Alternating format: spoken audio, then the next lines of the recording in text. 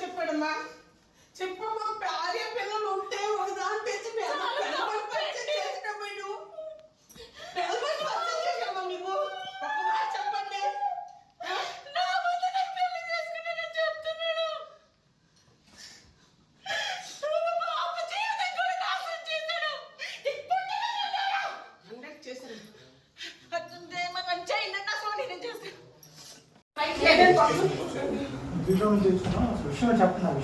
చెప్తున్నాను సార్ ఆ రూమ్ లో దాన్ని పెళ్లి చేసుకున్నాడంటే ఇక్కడ అందరికి పెళ్లి అయింది నాకు పెళ్ళని చెప్పుకుంటున్నాడంట. నేను వైఫ్ సార్ నా పాప సార్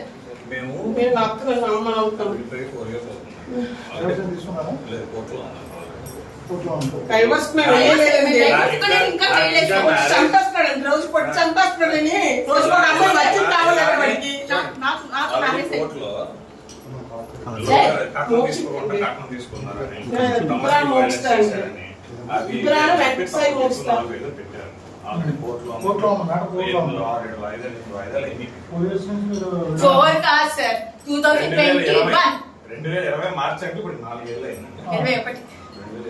అంటే సార్ మీరు చెప్పింది కాదు సార్ పెళ్ళైన దాన్ని ఉంచుకొని దీన్ని పెళ్లి చేసుకుని ఉండొచ్చా? అది చట్టం ఒప్పుకుంటారా? అది చట్టం ఒప్పుకుంటారా?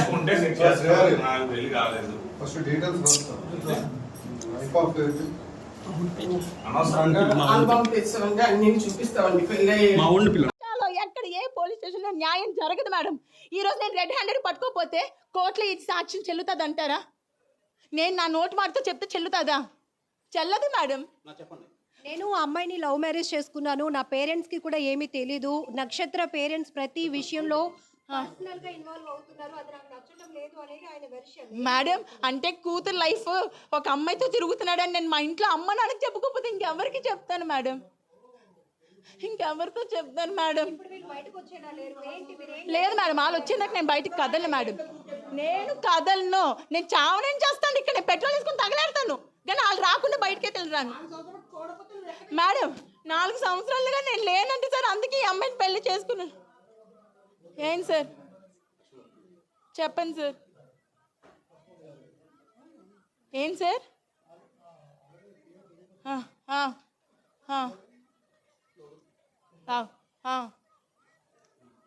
సార్ ఈ నిజంగా లా తెలిస్తే వాయిస్లో కూడా ఫారెన్సిక్ ఉంటుంది. వాయిస్లో కూడా ఫారెన్సిక్ ఉంటుంది సార్. నేను తన వాయిస్ కాకపోతే నన్ను శిక్షించండి సార్. తన వాయిస్ కాకపోతే నన్ను శిక్షించండి. ఫారెన్సిక్ తీసుకెళ్ళండి. నిజంగా అది వాయిస్ తనది కాకపోతే ఫారెన్సిక్లో టెస్ట్ చేయించండి సార్. అది కూడా ఉంది వాయిస్ రికార్డ్లో కూడా అది ఫారెన్సిక్ ఉంటుంది సార్. ఉంటుంది సార్.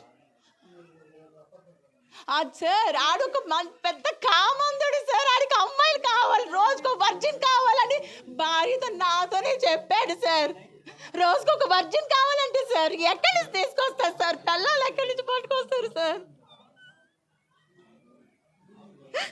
సార్ ఎవరికి బరువులు తీసుకోవాలని ఉండదు సార్.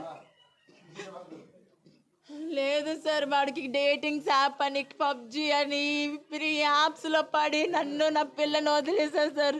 నా పాపకి మొన్న రీసెంట్గా మెడికవర్లో ఐసీయూలో పెట్టాం సార్. సీరియస్ అయిందని కాల్ చేస్తే కనీసం రాలేదు సార్. ఏం చేయమంటారు చెప్పండి సార్? మీరే ఇంత నీచు నేను చేయాలి చెప్పండి? వాయిస్ తంది కాకపోతే ఫోరెన్సిక్ నేను ఇస్తాను సార్. దీన్ని ఎక్కడి దగ్గర తీసుకెళ్తాను. సుప్రీంకోర్టు ఇచ్చింది కదా సార్ అడల్టరీ లీగల్ అని చెప్తున్నాడు. అదే కదా అడల్టరీ లీగల్ అంటే. ఇలా పిల్లలు ఉన్నప్పుడు కూడా అడల్టరీ లీగలా సార్?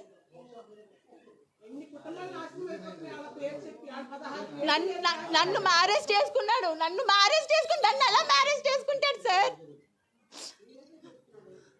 నన్ను నేను డివోర్స్ కూడా పిటిషన్ వేయలేదు సార్.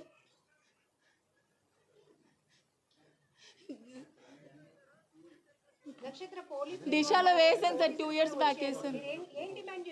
నాకు అమ్మాయి బయటికి రావాలి సార్. మేడం మీకు ఒక్క విషయం చెప్తాను.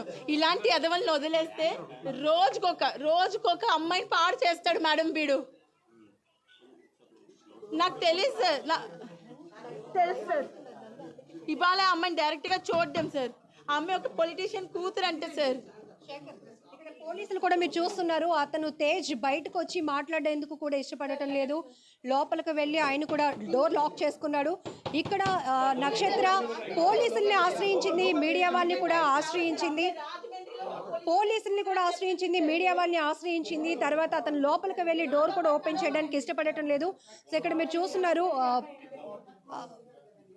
యూనిఫామ్లో ఉన్నటువంటి ఒక కానిస్టేబుల్ వచ్చినప్పటికీ కూడా అతను ఏమాత్రం రెస్పాండ్ అవ్వడానికి ఇష్టపడలేని పరిస్థితులు.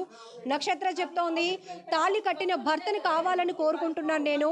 ఒకరితో పెళ్ళయింది, అతనికి ఆల్రెడీ పాప ఉందని తెలిసి కూడా మరొక అమ్మాయి నాకు పొలిటికల్ బ్యాక్గ్రౌండ్ ఉందని, లేకపోతే నాకు చాలా పెద్ద బ్యాక్గ్రౌండ్ నాదని చెప్తూ తనే నాకు కావాలంటూ ఆ అమ్మాయి ఇతనితో ఉండటం కూడా ఇక్కడ మనం చూస్తున్నాం. ఇది ఒక హౌస్ ఎన్విరాన్మెంట్ కూడా కనపడుతోంది.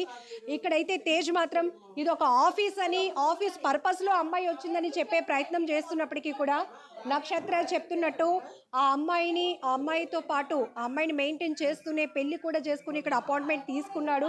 అపార్ట్మెంట్లో ఉన్న ప్రతి ఒక్క ఎన్విరాన్మెంట్ కూడా ఒక ఫ్యామిలీ రన్ అవుతున్నట్టుగానే కనపడుతోంది.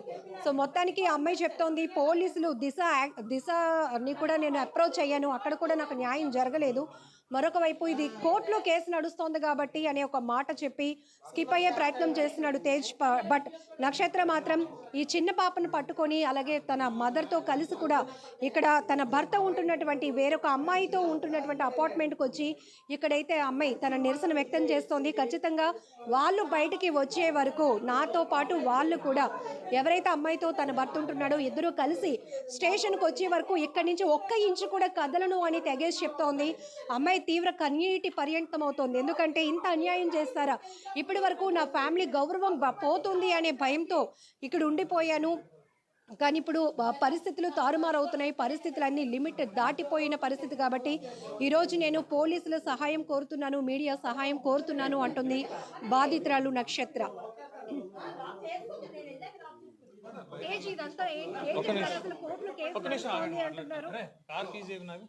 నా కార్ కీస్ పదండి, వస్తాను. కార్ తాళం, కార్ కీస్ ఏమిరా, నువ్వు కార్ వేసుకొచ్చావా?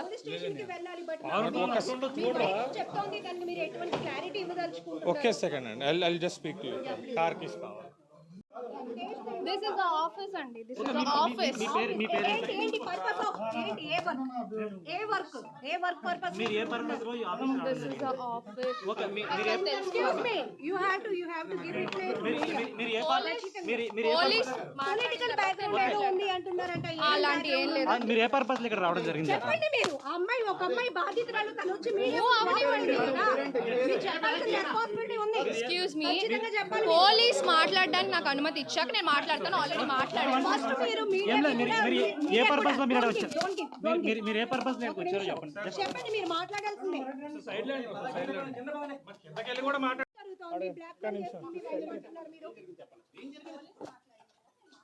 పోలీస్ మాట్లాడడం కదండి.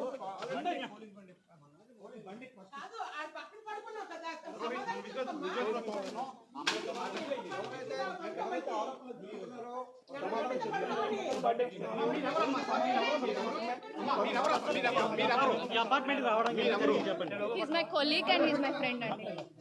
He's my colleague and friend. లేరండి, ఆయన్ని ఫాల్స్ అండి. ఎప్పటి నుంచి మీ ఇద్దరికి పరిచయం? ఇక్కడ ఏ పర్పస్ లో ఉన్నారు? మీ పేరమ్మా, మీ పేరమ్మా, మీ పేరు చెప్పచ్చు. పోలీస్ తో మాట్లాడిన తర్వాత మాట్లాడతాను. మీరు ఇప్పుడు అంటే మీరు రెండు స్పందన ఇవ్వకపోతే నక్షత్రం చెప్పింది. నా పేరు సారా అండి. మీ పేరు సారా. ఎప్పుడు వచ్చారు ఇక్కడికి? ఈ అపార్ట్మెంట్కి ఎప్పుడు రావడం జరిగింది?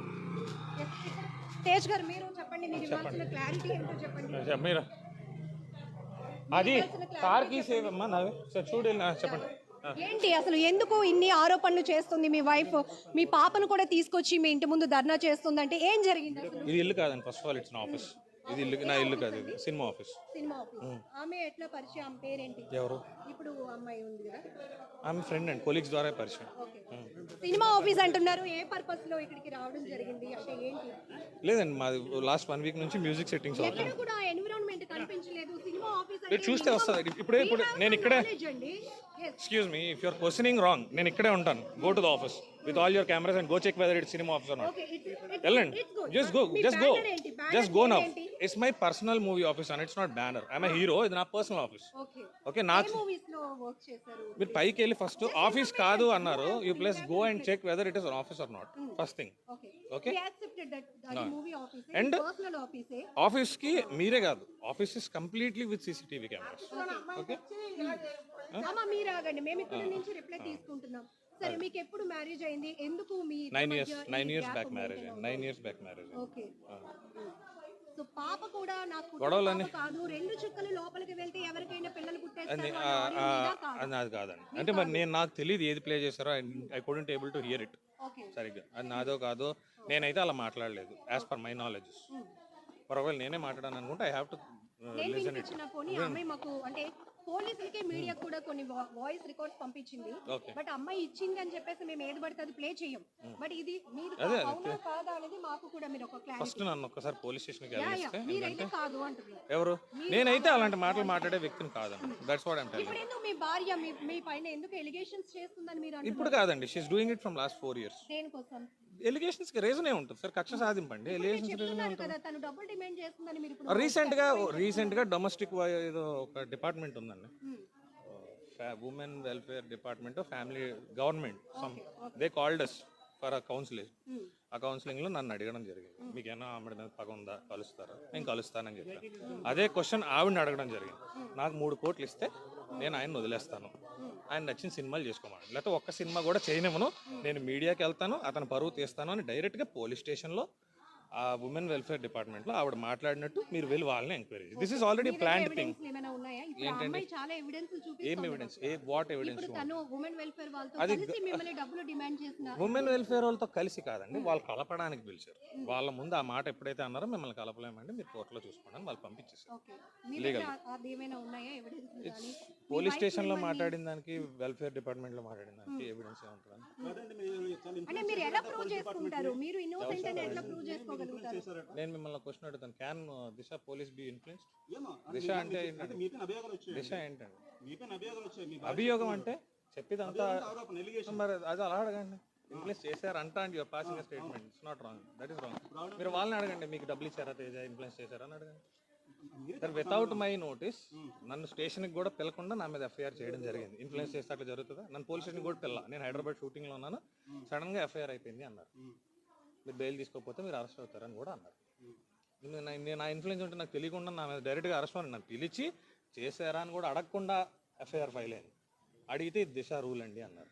ఐ డోంట్ నో దిశ మరి రూల్. మీ ఇద్దరి మధ్య ఎందుకు గ్యాప్ వస్తుంది? ఎందుకంటే మీరు already love come arranged marriage అని నక్షత్ర జనరల్ వైఫ్ అండ్ హస్బెండ్స్ ఉండేదండి, అనుమానం గొడవని పోతా కారణం ఉంటుంది. అదే చెప్తున్నాను. స్థాయిలో ఇప్పుడు ఒక భర్తను ఎవరు వీధికి పిలిచడానికి ఎవరు డిసైడ్ అవ్వరు. సో దట్ మీరు ఎందుకు అనుకుంటున్నారు? మీ ఆస్పెక్ట్ లోనే ఈ వీధికి 4 years బ్యాక్ విడిపోయామండి. 4 years విడిపోయిన 3వ నెలలోనే ఇదే దిశ పోలీస్ స్టేషన్ వాళ్ళు కౌన్సిలింగ్ చేసి కలపడానికి పిలిస్తే అప్పుడు ఆవిడన్న మొట్టమొదటి మాట, ఇతను సినిమాలు మానేయకపోతే నేను అన్ని న్యూస్ ఛానల్స్ని పిలిచి అతను అన్పాపులర్ చేస్తాను, అప్పుడు ఎలా సినిమా చేస్తాడో చూస్తాను. ఇది డైరెక్ట్గా దిశ స్టేషన్లో ఏసీపీ ముందు, సిఐ ముందు ఆవిడ మాట్లాడిన మాటలు. ఆ తర్వాత ఉమెన్ ఈ 4 years నుంచి ఆవిడ మాట్లాడుతున్న మాటలు ఇవే ఇప్పుడు చేసింది. అంటే మీరు మ్యారేజ్ కి ముందు నుంచి కూడా మీరు సినీ ఫీల్డ్ లో ఉన్నారని ఆమెకు తెలుసని, ఆమె కూడా ఒక ఆడిషన్ లో వచ్చినప్పుడే ఆమె ఆడిషన్ కాదండి, ఆమె నేను పరిచయం అవ్వకముందు. మీరు నన్ను అడుగుతున్నారు, నేను మాట్లాడిన మీ నుంచే మేము రిప్లై తీసుకుంటున్నాం. ఏం అడిగారండి? I'm sorry. సినిమా గురించి అడిగారు. నేను నాకు మ్యారేజ్ అయ్యాక ఫస్ట్ మూవీ చేశానండి, ఏ మూవీ అండి? రాణి గారి బంగ్లా అని ఫస్ట్ మూవీ, రష్మి హీరోయిన్, ఆ సినిమా చేశాను. నేను ఆవిడ నాకు కనీసం పరిచయం అవ్వకముందు ఆవిడ 2 సినిమాలు చేశాను. రామానాయుడు గారి బ్యానర్లో నవదీప్ హీరోగా ముగ్గురు అనే సినిమాలో ఆవిడ యాక్ట్ చేసింది already. She's an actress. And నేను యాక్ట్రెస్ అవ్వడం కూడా రీజన్ ఆవిడ. నేను గవర్నమెంట్ జాబ్ రాసుకుంటున్నాను, షీ లవ్డ్ మీ. నాకు జాబ్ లేదు, మా ఇంట్లో పెళ్లి చేయనన్నారు, దే ఫోర్స్డ్ అస్. వచ్చారు, నేను ఏదో చిన్న చిత్క బిజినెస్ చేసుకుంటా ఉండేవాడిని, కష్టపడి రాసుకున్నాను, గవర్నమెంట్ జాబ్ కొట్టాను నేవీలో. ఈమె ఫ్యాంటసీస్ వరకు ఈమె నన్ను సినిమాలు, టిక్ టాక్స్ చెయ్యు. ఆమె ప్రొఫైల్స్ చూడండి మీరే, రోజుకు 4 డ్యాన్స్ వీడియోలు చేస్తుంది. ఇప్పుడు ఏడుస్తున్న ఈమె లాస్ట్ మంత్ దుబాయ్, ఈమె కూతురు దుబాయ్ వెళ్ళి కాంపిటీషన్స్ చేసి వచ్చారు. ఆమె కూతురు అంటున్నారు, మీ కూతురు కాదా? మరి మీరు అడిగిన క్వశ్చన్ సమాధానం చెప్పు. మరి నా కూతురు అయితే నా పర్మిషన్ ఉండాలి కదండి. When she has to move to Dubai, అది కూడా చిన్న చిన్న బట్టలు వేసుకుని ఒక ర్యాంప్ వాక్ చేయాలంటే ఒక తండ్రిగా పర్మిషన్ అడగాలి కదా. When you're asking for the school fees, when you're asking for the maintenance, why shouldn't you ask my permission?